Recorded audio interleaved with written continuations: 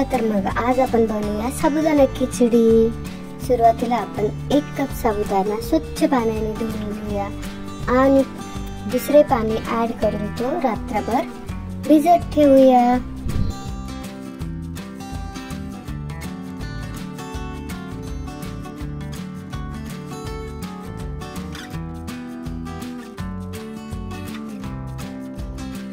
यानंतर आपण साबुदाण्यामध्ये घालण्यासाठी 1 बटाटा घेऊया आणि त्याचे बारीक असे काप करून घेऊया।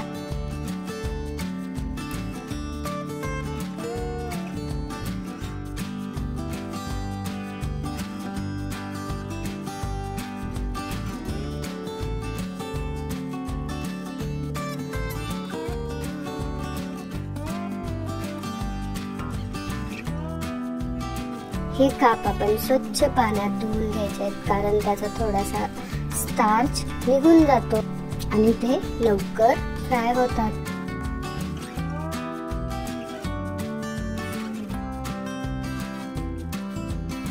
यानंतर आपण शेंगदाणे खरपूस असे भाजून घेऊया।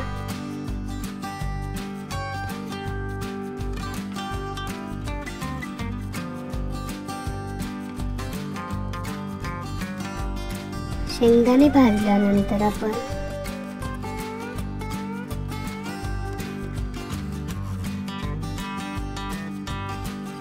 हिरवी मिरची चांगली भाजून घेऊया, जेणेकरून त्याचा कच्चेपणा निघून जाईल।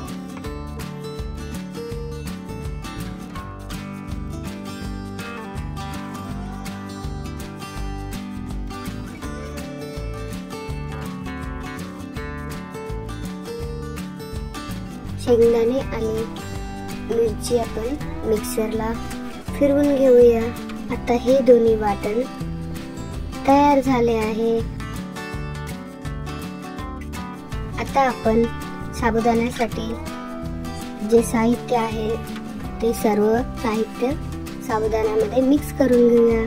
शेंगदाण्याचं कूट, मीठ, लाल तिखट हे सर्व आपण मिक्स करून घेऊया। आता आपण कढईमध्ये तेल गरम करून घेऊया आणि त्यामध्ये आपण छोटे कट केलेले बटाट्याचे तुकडे तळण्यासाठी टाकूया। हे बटाट्याचे काप आता हाफ कुक झाल्यानंतर त्यामध्ये आपण शेंगदाणे पण ऍड करूया। शेंगदाणे टाकल्यामुळे आपल्याला साबुदाणा खिचडी ही एकदम छान लागते। आता हे शेंगदाणे हाफ फ्राय झाल्यानंतर त्यामध्ये आपण फोडणीसाठीचे जिरे ऍड करूया। आता हे सर्व साहित्य आपण तेलात चांगले परतून घेऊया। त्यामध्ये आपण थोडेसं हिरवी मिरचीची पेस्ट टाकून परतून घेऊया, जेणेकरून आपल्याला बटाटे शेंगदाणे हे चवीसाठी चांगले लागतील। आता आपण हे मिश्रण त्यामध्ये टाकून 2 मिनिटांसाठी परतून घेऊया। हे मिश्रण परतून झाल्यानंतर 2 ते 3 मिनिटांसाठी प्लेट झाकून ठेवूया।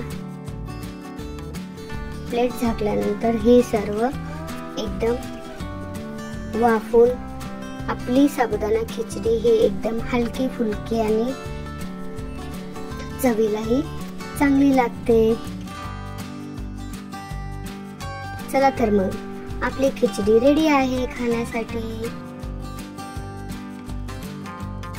ही रेसिपी तुम्हाला आवडली असेल तर अशाच नवनवीन रेसिपी पाहण्यासाठी आपल्या चॅनलला सबस्क्राइब करा, लाईक करा आणि कमेंट करा।